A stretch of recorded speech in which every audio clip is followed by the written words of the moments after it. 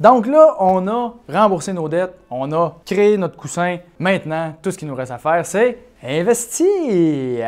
Donc, on va parler des 2 investissements les plus populaires auprès des millionnaires. Donc, les gens que ça va bien leurs finances, là, c'est pas compliqué, ils investissent majoritairement dans ces 2 affaires-là. Puis, c'est également les 2 choses qui ont fait le plus leur preuve avec le temps. J'ai nommé les actions et l'immobilier. On va commencer avec les actions, OK? Parce que selon moi, c'est la chose la plus facile à investir et tu peux commencer tantôt après la formation tout de suite, en 5 minutes, créer ton compte, puis tu peux commencer, tandis que l'immobilier, c'est plus compliqué, puis il y a plus de choses à regarder au début, comme on va voir tantôt. Si on commence avec les actions, OK, on va tout de suite éliminer l'option de la spéculation. OK, parce que quand tu places ton argent, OK, dans la vie, tu peux soit investir ou tu peux spéculer. Quand tu investis, grosso modo, c'est que tu achètes, par exemple, une action d'une compagnie parce que tu as fait une analyse. Après les conclusions que tu as tirées de ton analyse, tu te dis, ben moi, cette compagnie-là, je pense que ça va encore être bon dans 10-15 ans, puis d'après moi, la valeur des actions va augmenter dans le temps, je vais être capable de faire un gain à cause de ça. Fait que c'est beaucoup plus tangible et basé sur quelque chose. Tandis que quand tu spécules, c'est beaucoup plus du gambling. OK? Fait qu'on pourrait comparer ça un peu à un casino. Tu sais, c'est un peu plus émotif. Genre, ah ben cette crypto-monnaie-là, son logo, c'est un chien. Puis le chien, il est sur le dos d'une licorne. Ça me fait rire. C'est sûr, ça peut pas échouer. Tout de mots, let's go, j'investis tout là-dedans. Donc, on s'entend que c'est beaucoup plus une question de feeling et c'est pas la même game. OK? Fait que, par exemple, mettons que tu t'en vas au casino. Puis tu t'en vas jouer à roulette. OK? Tu mets 1000$ sur le rouge. Le rouge sort, tu viens de te doubler, tu as 2000$. Après ça, tu le remets encore sur le rouge. Le rouge sort, tu as 4000$. Encore 8000$. Encore 16000$. Qu'est-ce qui va finir par inévitablement arriver? Le noir va sortir, puis tu vas tout perdre. Okay? C'est pour ça que la spéculation, si tu regardes les statistiques là-dessus, puis les gens qui essayent de faire mieux que le marché, puis qui essayent de tout investir par eux autres mêmes, puis de faire plein de transactions, puis tout de compliquer les affaires, ces gens-là, en grande majorité, ne font pas d'argent. Ils ne font pas plus d'argent que s'ils avaient investi dans des produits très simples qu'on va voir tantôt. OK? Fait qu'autrement dit, spéculer, c'est juste gambler ton argent pour aucune bonne raison parce que tes probabilités de gain sont extrêmement faibles puis tu as beaucoup plus de chances de tout perdre. Fait qu'on s'entend que les probabilités sont pas de ton bord. Fait que dans ce temps-là, casse-toi pas la tête. Fait que si tu veux spéculer, tu veux gambler, tu veux faire du day trading, gars, ben correct, vas-y, c'est ta vie comme je disais tantôt. Mais moi, je ne parlerai pas de ça parce que je ne crois pas à ça. Comme je disais, les statistiques confirment que ce n'est pas une bonne option pour la majorité des gens à long terme. Puis pour bien que tu comprennes, OK, je vais te donner l'exemple de Serge Beauchemin. Serge Beauchemin, si tu ne le connais pas, c'est un dragon. OK, on peut le voir dans Le Seigneur des Anneaux. Non, c'est pas vrai. Non, sérieusement, OK, c'est un dragon investisseur, donc c'est des gens qui investissent dans des business puis tout ça. Puis dans le fond, lui, il a fait une entrevue à l'Indice McSween, OK, avec Pierre-Yves McSween, puis c'est une super bonne entrevue. Puis lui, en gros, ce qu'il disait là-dedans, il dit dans la vie, tu peux soit investir ou tu peux spéculer. Puis il dit, moi, la majorité du temps, j'ai investi, mais il y a des fois où j'ai également spéculé. Puis là, il donnait un exemple, entre autres, qu'il avait investi 300 000 dans une compagnie. Et en dedans de 1 an et demi, je pense, OK, la valeur de son 300 000 est passée à 1,8 million. C'est très, très, très rentable comme investissement. Et là, qu'est-ce qui est arrivé? C'est que l'appât du gain a commencé, puis il a dit, ben là, ça va encore monter. Puis là, tu viens à penser que tu es meilleur que les autres. Puis là, ton ego commence à prendre le dessus, puis c'est ses propres mots. Puis là, ben finalement, qu'est-ce qui est arrivé? Ça l'a redescendu à 400 000. Puis quand c'était rendu à 400 000, il a dit 400 000 ou zéro, c'est la même affaire. Qu'est-ce qui est arrivé? C'est allé à zéro. Fait qu'en bout de ligne, ce qu'il disait, c'est comme, gars, moi, là, je fais ça de ma vie. J'ai investi dans des business depuis tout le temps. Puis je veux dire, on s'entend que s'il y a un gars qui est ça à coche au niveau investissement et connaissances financières et tout ça, c'est bien lui. Puis malgré ça, il a réussi à tout perdre pareil dans cet investissement-là. Fait qu'on s'entend-tu que si lui, il a tombé dans le piège de l'ego puis de penser qu'il était plus fin que les autres puis qu'en bout de ligne, ça n'a rien donné, bon, on s'entend que si toi, tu penses que tu vas être capable de faire mieux que lui puis que tous les autres qui font la même affaire, on s'entend que tes chances, comme je disais tantôt, sont très minces. OK? Fait que oui, la spéculation, des fois, à court terme, ça peut paraître spectaculaire. Comme par exemple, si on lui avait demandé son rendement après 1 an ou 2 ans, c'est incroyable, c'est le meilleur investisseur au monde, il est meilleur que Warren Buffett. Mais si on lui demande son rendement sur 10 ans, puis qu'il avait tout perdu après 2 ans, 2 ans et demi, ben on s'entend qu'en bout de ligne, c'est zéro. Puis regarde, je vais te donner un truc, là, tu vas voir, c'est bien simple. OK? C'est malade. Mettons que tu as quelqu'un là, qui vient faire son frais un peu, puis qui dit, ah, moi, j'ai fait tant de pourcents, puis ah, gars, moi, j'ai investi là-dedans, c'est bon, puis là, qui te montre ses affaires, puis qui a l'air l'air de se la péter pas mal, demande-y c'est quoi ton rendement moyen sur 10 ans. Puis là, ben, ça va être exactement comme ça. Le silence. Il te le dira pas parce qu'il ne sait pas. c'est tout. Puis s'il sait, tu vas voir que son rendement va être plus bas que s'il avait investi dans un simple fonds indiciel comme on va voir tantôt. Donc, sur le long terme, la spéculation, les chances que tu fasses de l'argent avec ça sont extrêmement minces, je ne le répéterai pas assez. C'est pour ça que je ne te recommande pas de faire ça. Si tu veux le faire, c'est à toi les oreilles, mais je te conseille fortement d'investir à la place. Maintenant, quand tu investis justement dans les actions, comme on dit, les actions, comment ça marche dans le fond? Les actions, c'est comme une partie d'une entreprise, OK, que tu achètes. Fait qu'autrement dit, mettons que tu achètes des actions d'Apple, ben, tu deviens à très petit pourcentage propriétaire, d'une certaine façon, d'Apple. Par contre, ça ne veut pas dire que tu peux arriver, débarquer dans un bureau là-bas et dire « Hey Tim, moi, j'aime pas ça, le nouveau produit qu'on vient de sortir, pas bon, moi je ferais ça de même à la place. » Ça ne te donne pas ces droits-là, OK?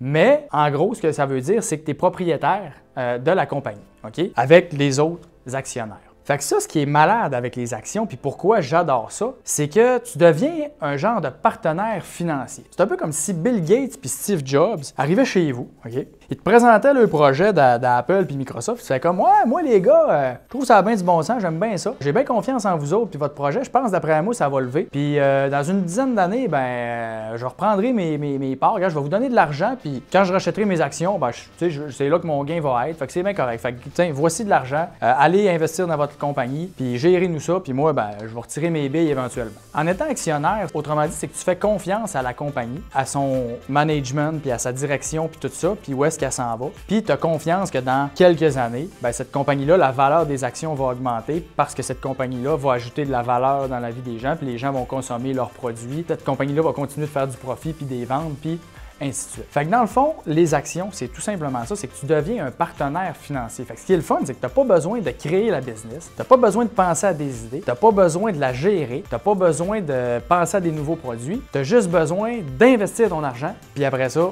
tu regardes augmenter avec le temps. That's it. Tu n'as même pas besoin d'être intelligent dans le fond. C'est ça qui est le fun. Maintenant, tu as trois principales façons d'acheter des actions. Les actions, comment ça fonctionne? C'est qu'ils sont enregistrés à la bourse. Okay? La bourse, c'est quoi dans le fond? C'est comme un gros magasin Costco qui a juste des actions. Fait que si tu n'aimes pas les actions, on va pas dans ce magasin-là, tu vas être déçu. Et dans le fond, la bourse, dans ce magasin-là, la particularité, c'est que les prix changent à chaque jour. Puis des fois, d'une journée à l'autre ou d'une semaine à l'autre, tu peux avoir exactement le même produit qui était vraiment cher une semaine, puis l'autre semaine d'après, il est vraiment pas cher. Fait que là, des fois, c'est là que tu peux décider, je vais acheter ça, je trouve que ça c'est un bon prix, ça c'est un moins bon prix, et crème, ça c'est bien cher, ça n'a pas de bon sens. Puis là, c'est là que tu décides quel tu prends puis que tu mets dans ton panier. Les compagnies, OK, là, ce qu'on parle là, la bourse puis les actions, c'est des actions de compagnies publiques, OK? Fait qu'aujourd'hui, on parlera pas des actions de compagnies privées, c'est carrément une autre affaire. Fait que là, on parle pas de ça. C'est vraiment les compagnies publiques qui sont enregistrées dans les bourses mondiales. Fait que tu peux être enregistré à la bourse de Toronto, tu peux être enregistré à la bourse de New York, puis ainsi de suite. Fait que c'est vraiment les compagnies publiques. Première façon d'investir dans les actions, tu peux tout simplement avoir ton compte de courtage puis acheter des actions individuelles. Fait que tu t'en vas sur une plateforme de courtage en ligne, ça prend 5 minutes, tu crées ton compte, puis après ça, tu es seul maître à bord, tu as le plein contrôle, tu achètes tes propres actions. L'avantage d'acheter des actions individuelles, c'est que ça coûte pas cher. Parce que tu as même des plateformes aujourd'hui que tu n'as même plus de frais de transaction pour acheter des actions. Sinon, en moyenne, c'est peut-être 5 ou 10 $ de la transaction. Là, je dis que c'est pas cher, mais il y a un petit bémol. Si tu places 10 000 $ puis ça t'a coûté 10 $ de frais de transaction, on s'entend que le frais il est minime. Et si tu as placé 20 $ puis tu as un frais à 10 $, c'est 50 % de frais. OK, là, c'est pas bon. Fait que c'est pour ça qu'idéalement, quand tu achètes des actions individuelles, tu essaies d'acheter avec des plus grosses transactions pour réduire ton coût le plus bas possible. Si tu fais du day trading, là, c'est une autre affaire. Comme on disait, là, c'est plus de la spéculation. Mais mettons que tu fais beaucoup de transactions, souvent, les gens, ce que ça va faire, c'est qu'ils vont des fois manger une grosse partie de leur gain juste en frais de transaction. C'est à faire attention également parce que finalement, ça pourrait venir que ça te coûte très cher puis tu perdrais l'avantage que je disais tantôt qui est que ça coûte pas cher si tu achètes des actions de temps en temps puis tu fais pas énormément de transactions. L'autre avantage, c'est que tu as le plein contrôle de qu'est-ce que tu achètes puis c'est toi qui décides qu'est-ce que tu mets dans ton panier. Donc, si ça va bien, c'est toi qui es responsable puis si ça va mal, c'est toi qui es responsable aussi. Je te dirais que les principaux inconvénients d'acheter des actions individuelles, individuel, OK, c'est le risque d'erreur émotive. Ça, c'est la première chose parce que le risque d'erreur émotive, c'est quand les actions, OK, on va le voir tantôt, les actions, c'est volatile, OK? Fait que des fois, ça monte, après ça descend, puis c'est cyclique. Fait que ça va pas tout le temps bien. À long terme, c'est une belle ligne droite qui a un petit peu de courbe, mais ça monte tout le temps à long terme. Mais à court terme, ça fait ça, puis dépendamment du type d'action que tu achètes, ça peut brasser pas mal. Fait que ça, la plupart des gens, émotionnellement, ils n'ont peut-être pas la capacité de gérer des aussi grosses swings que ça. Fait que ça fait que des fois, les gens vont faire des erreurs, ils vont vendre au mauvais moment, acheter au mauvais moment, puis purement basé sur l'émotion. Ça, c'est ça qui fait en sorte que quand je disais tantôt que tu investis par toi-même ou que tu essaies de faire mieux que le marché puis de jouer aux fins finaux, souvent, ça se revire contre toi juste à cause de tes émotions. Et finalement, un autre désavantage d'acheter toi-même tes actions puis de faire toi-même tes transactions, c'est que si tu ne veux pas spéculer, comme on disait, il faut que tu mettes beaucoup de temps et d'énergie dans tes recherches puis dans tes analyses pour être sûr que tu choisis des bonnes compagnies puis que c'est basé sur du tangible, les transactions que tu fais. Warren Buffett t'a donné une idée, là, il lit en moyenne 6 à 7 heures par jour, juste des états financiers puis des choses en lien avec les business. Puis des fois, il ne fait même pas de transactions pendant des mois. Fait qu'on s'entend que si tu penses que tu vas faire ça 2 heures par semaine puis que ça va bien aller, les chances de succès sont très minces. OK? Fait qu'il faut que tu mettes du temps, il faut que tu mettes de l'énergie pour que tu puisses espérer faire des rendements qui sont quand même importants et mieux que les autres produits qu'on va voir tantôt en étant toi-même investisseur individuel. Autre façon d'acheter des actions, ça pourrait être par l'entremise d'un fonds commun de placement. Un fonds commun de placement, c'est pas compliqué. Mettons que tu as 1000 $, ton père a 1000 $, Bernie a 1000 $, moi j'ai 1000 $, on est 30 personnes à avoir 1000 $. On pourrait décider d'essayer de le faire fructifier du mieux qu'on peut, chacun de notre bord à la bourse avec des actions individuelles comme on vient de voir. Ou on pourrait également tous se mettre ensemble, faire un pot de 30 000 puis confier ça à un professionnel puis son équipe d'analystes qui vont faire les transactions à notre place puis s'occuper de notre argent à notre place. Ça, pour la plupart des gens, ça va être une excellente option parce que tu n'as pas besoin de te casser la tête à faire les transactions, tu n'as pas besoin de te casser la tête à faire les analyses, c'est tous les gestionnaires qui s'occupent de tout ça. Fait que c'est ça qui est merveilleux là-dedans. C'est vraiment comme, nous autres, ça ne nous tente pas vraiment de gérer notre argent, fait qu'on va la confier aux gestionnaires. Puis moi, je vais aller travailler pendant ce temps-là, puis je vais aller gagner d'autres argent à investir là-dedans. Ou je vais tout simplement vaquer à mes occupations, aller au restaurant, passer du temps avec ma famille. Je vais faire d'autres choses qui me font plus triper que moi-même acheter mes actions. Parce que j'ai quelqu'un d'autre qui le fait à ma place. Fait qu'on s'entend que pour la majorité des gens, c'est merveilleux. Maintenant, on s'entend que les gens qui travaillent dans le fonds commun, le gestionnaire, son équipe d'analystes, malheureusement, ne sont pas bénévoles. Fait que le gros désavantage d'un fonds commun, c'est son coût. Parce qu'il faut payer le gestionnaire, puis il faut payer tout le monde. Puis il faut payer aussi la compagnie qui émet ce fonds commun-là. Le coût est beaucoup plus élevé que, mettons, dans des actions individuelles ou dans d'autres sortes de produits. Fait que ça, c'est le principal désavantage du fonds commun. Par contre, ce qui est important, même s'il y a un coût qui est plus élevé, OK, ce qu'il faut savoir, puis ce qu'il faut se poser comme question, c'est mettons que ton fonds il a fait 8 puis tu as un frais de gestion, par exemple, de 2 Ça veut dire que ton rendement qui va te rester net, c'est 6 au lieu de 8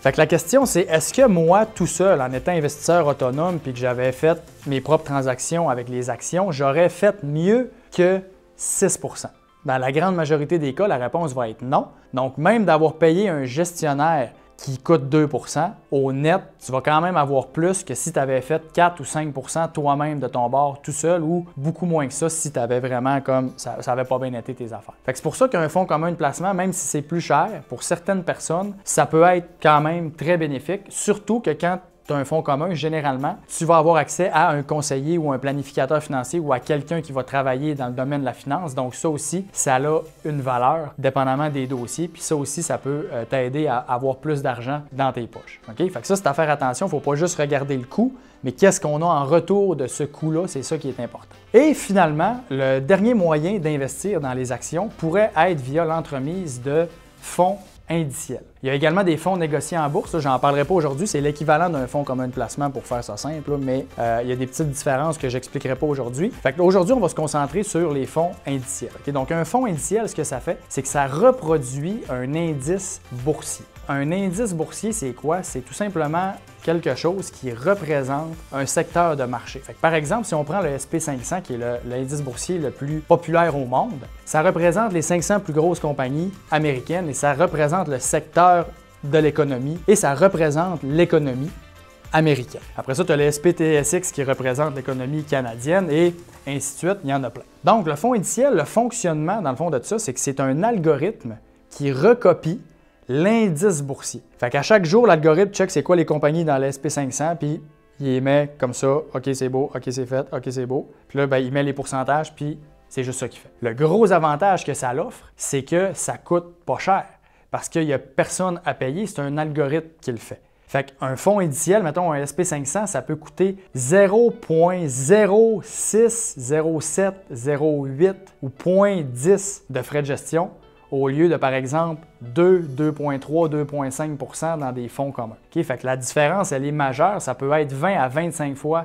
moins cher en termes de frais. L'autre avantage avec un fonds indiciel, tout comme le fonds commun, c'est que tu as une diversification instantanée. Quand tu investis dans un fonds commun, comme je parlais tantôt, tu fais une transaction, puis ton fonds, généralement, il investit dans à peu près 50-60 compagnies différentes dans une dizaine de secteurs d'activité différents. Fait que ça permet de faire en sorte que tes œufs ne sont pas tous dans le même panier. Okay? Fait qu'un classique en finance, ça, c'est le principe de la diversification. Fait qu'un fonds indiciel, ça te donne exactement le même résultat, c'est-à-dire que si tu investis dans le SP500, ben, tu es investi dans 500 compagnies différentes, dans 10-12 secteurs d'activité différents en une transaction. C'est easy, c'est facile, c'est ça qui est le fun. Et finalement, le dernier avantage d'un fonds indiciel, c'est que tu es sûr de faire exactement ce que le marché va donner comme rendement. Fait que ça veut dire que si, mettons, le marché américain, dans les dernières années, ça a donné en moyenne 8-9 %, OK? Si tu regardes l'historique de la bourse depuis 100 ans, c'est comme aux alentours de ça, là. Si tu avais investi dans un fonds indiciel, tu aurais fait 8 ou 9 % de rendement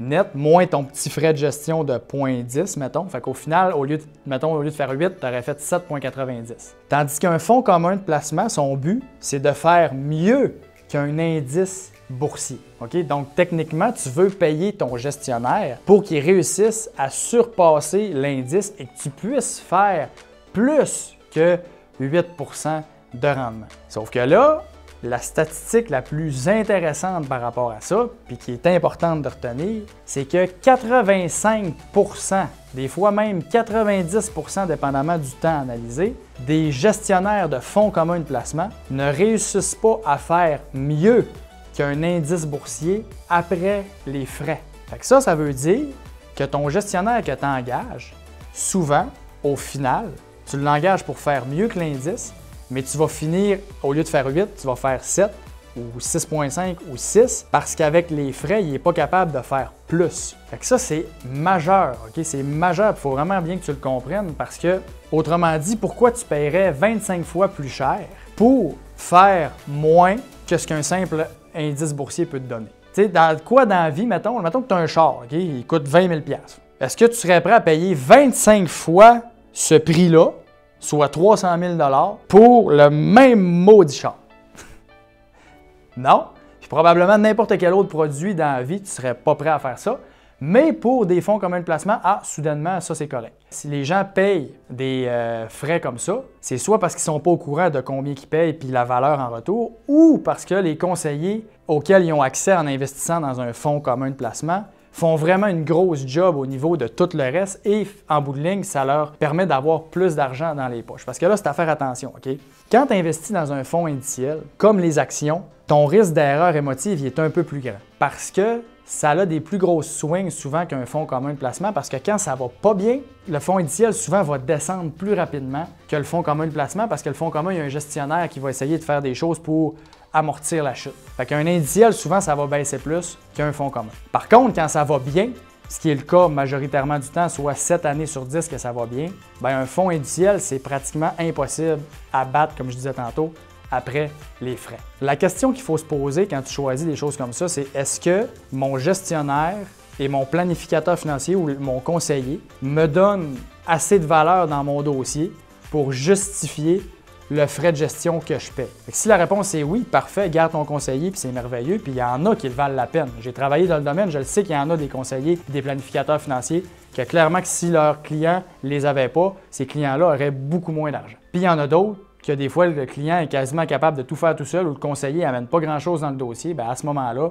peut-être qu'il peut avoir des options plus intéressantes qu'un fonds commun de placement. Ça va jusque-là? OK, je le sais, c'est un petit peu plus technique. OK, comme je te dis, si tu veux le reculer, recule-le, il n'y a pas de trouble, mais c'est vraiment des choses importantes. Fait que si des fois tu n'as pas compris, tu saignes du nez en ce moment, va te chercher un Kleenex, puis recommence la vidéo. C'est vraiment important de comprendre ça. Après ça, on a parlé un petit peu de diversification, OK? Juste pour être sûr que tu comprennes bien. La diversification, dans le fond, comme on disait, c'est de juste pas avoir tous ses œufs dans le même panier. Fait que si, mettons, je te donne un exemple pendant le COVID. Mettons que tu avais des actions de Netflix et des actions d'Air Canada. Qu'est-ce que tu penses que les actions de Netflix ont fait pendant le COVID? Ils ont explosé. Les actions d'Air Canada, ils ont planté. Si tu avais eu juste des actions de Netflix, on s'entend que ça arrêtait le paradis, c'est ça qui arrêtait le mieux. On est d'accord? Puis si tu avais eu juste des actions d'Air Canada, Colin, tu aurais tout perdu. Ou tu aurais perdu une grosse partie. Mais le fait que tu as eu les deux, ben ça s'est comme compensé. Tu comprends? Fait que la diversification, c'est ça. C'est que ça évite le risque de faire des erreurs émotives parce qu'en bout de ligne, au lieu d'être des gros swings de même, ça fait que tu arrêtes d'être un petit peu plus smooth parce que tu es diversifié. Puis là, ben, tu pourrais être un investisseur vraiment aguerri puis tu décides de moins diversifier puis ça peut être bien correct, mais généralement, surtout quand tu commences, la diversification, c'est une très bonne idée. Puis une règle du pouce, OK, généralement, investis pas plus que 5 % de ton actif dans une seule compagnie, puis investis pas plus que 20 % de tout ton actif que tu as à investir dans un seul secteur. Généralement, là, si tu fais ça, ça a bien du bon sens. OK, fait que maintenant, dans le fond, si on fait juste comme un résumé de tout ce qu'on vient de voir dernièrement, là, pour que ce soit clair, pour la plupart des gens, à long terme, la meilleure option va être d'investir dans un fonds ou des fonds indiciels qui ne coûtent pas cher, puis tu laisses ton argent travailler là-dedans. Puis à long terme, ça va probablement être la meilleure chose que tu vas avoir pu faire puis qui va te rapporter les meilleurs rendements. Maintenant, il y a un petit bémol là-dedans qui est bien important. Pour que tu fasses 7, 8, 9 % comme on parlait tantôt avec les fonds indiciels, il faut que tu laisses l'argent travailler. OK? Il ne faut pas que tu essayes de jouer au plus fin puis d'essayer de faire du market timing puis tout ça. OK? Market timing, c'est que tu essayes d'investir quand c'est au plus bas puis tu essayes de retirer quand c'est au plus haut pour ne pas avoir une baisse. Mais ça, je te le dis, c'est bon à rien. J'ai plein de statistiques que je pourrais te montrer, que je ne te montrerai pas là, mais dans l'autre formation, je vais peut-être en parler plus en détail. Dans le fond, ce qu'il faut juste que tu retiennes, c'est que le market timing va faire tes propres recherches si tu veux te convaincre. Mais encore une fois, la majorité des gens sont zéro là-dedans. Puis les meilleurs investisseurs au monde ne sont même pas capables de savoir qu'est-ce qui va se passer. Fait que si tu penses que toi, tu es capable, clairement qu'il y a un petit problème d'ego, je pense, à ce niveau-là. OK? Les meilleurs investisseurs au monde ne le savent pas, je ne le sais pas, personne ne le sait. Fait qu'essaye pas de jouer au plus fin. Investis, sois régulier, puis à long terme, c'est ça qui va te rapporter les meilleurs dividendes, c'est sûr, à 100 %. Pour que ça te rapporte ce 7, 8, 9 %-là, comme on vient de dire, il faut laisser l'argent travailler. Ça veut dire qu'il ne faut pas paniquer. OK? Puis ça, c'est vraiment important de comprendre l'importance de ne pas paniquer. Je vais juste te donner un exemple très simple que tu comprends, qu'on vient de vivre récemment avec le COVID. Regarde les chiffres, mettons, du marché américain, là, de janvier 2020 à mars 2020. Tu vas voir, ça a baissé d'à peu près 35 % en 3 mois. Si quelqu'un avait paniqué là et il dit « Colin, hey, ça n'a pas de bon sens, je vais retirer mon argent, que j'ai en train de tout perdre », il y a 8 experts sur 10 qui disaient « Le creux n'est pas atteint, ça va être atteint dans le deuxième trimestre, donc avril, mai, juin de 2020. » Fait qu'autrement dit, ils pensaient que ça allait encore continuer de baisser. Qu'est-ce qui est arrivé à partir du 1er avril 2020? Ça l'a explosé.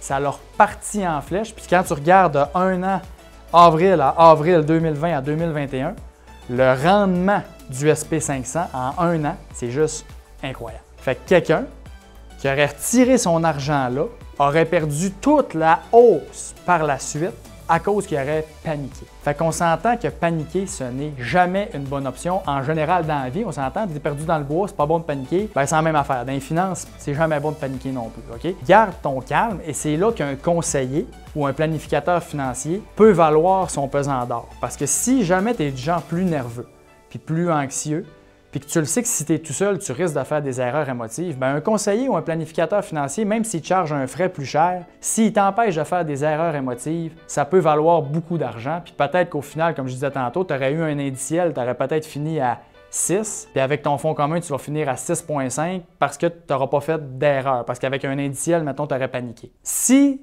tu es vraiment solide mentalement, puis tu es prêt à laisser ton argent, puis que tu le sais que tu ne te laisseras pas ébranler, puis que tu ne paniqueras pas, parfait, indiciel, ça a bien du bon sens. Okay? Mais si tu es plus nerveux, peut-être qu'un conseiller, ça peut être une bonne option, comme je te dis, c'est à évaluer. Puis finalement, okay, ce que je veux que tu te souviennes, qui est vraiment important, okay? Mettons qu'il arrive une grosse baisse. Okay, comme le COVID, là, ça baisse de 35 %. Qu'est-ce que ça veut dire? Ça veut dire que la valeur de tes actions a diminué de 30 %. Donc, autrement dit, tes actions qui coûtaient 100 $ avant, maintenant sont rendues à 65 $. Toi, quand tu vas mettre de l'essence dans ton char, t'aimes-tu mieux quand le gaz il est à 1 $ ou à 1,80 $? Ah, moi, Fred, j'ai un char électrique. OK. Bon, ici. Pas grave, tu comprends le principe? OK, mettons que tu as un char à gaz. OK? Mettons que tu as un char à gaz, t'aimes-tu mieux quand c'est 1 $ ou 1,80 $? 1 $, OK? Pourquoi? Parce que c'est moins cher puis que tu en as plus pour ton argent. Bien, les actions, c'est exactement la même affaire. Quand ça vient de planter, comme pendant le COVID, les actions sont à 30 ou 35 % de rabais. Fait que quelqu'un qui investit, mettons, au mois de mars, quand c'était à 35 % de rabais, l'argent qu'il a fait en un an, c'est juste incroyable. Quand ça baisse, c'est le Boxing Day. C'est juste ça qu'il faut que tu te rappelles. Donc, n'importe quoi dans la vie, mettons que tu t'en vas chez Best Buy puis que c'est le Boxing Day puis il y a plein de rabais, tu vas être content. Pourquoi, quand c'est les actions, tu t'en vas du magasin en courant puis en panique au lieu de profiter des rabais? Tu comprends? C'est pas logique. Le marché boursier, c'est le seul marché au monde que les gens partent en courant au lieu de profiter des rabais pendant que c'est pas cher. Okay? Fait que c'est pas logique, c'est émotif. Puis ça, il faut vraiment faire attention parce que, tu vas voir, là, je vais te donner un exemple extrême, mais c'est aussi niaiseux que ça. Okay? Mettons que ça baisse, puis tu décides de ne pas investir ou de retirer ton argent. C'est exactement comme si tu allais chez Best Buy, puis que tu checkais une TV à 1000 $. C'est comme, ah, 1000 $, c'est pas pire. Là, tu repartais du magasin, tu revenais une semaine plus tard, c'était le Boxing Day, elle était rendue à 600. Puis là, tu dis, ah, ben là, je suis pas sûr que c'est une bonne TV, tu sais, elle baisse de prix, elle est rendue à 600. Ouais, finalement, peut-être que c'était pas bon. Puis là, tu repars. Tu reviens une autre semaine plus tard, le Boxing Day est fini, puis là, il est revenu à 1000 $. Puis là, tu fais, ah ouais, 1000 $, ah ouais, là, finalement, c'est une bonne TV, ah ouais. Puis là, tu as payé 1000 $, au lieu de l'avoir acheté à 40 % de rabais, là, une semaine.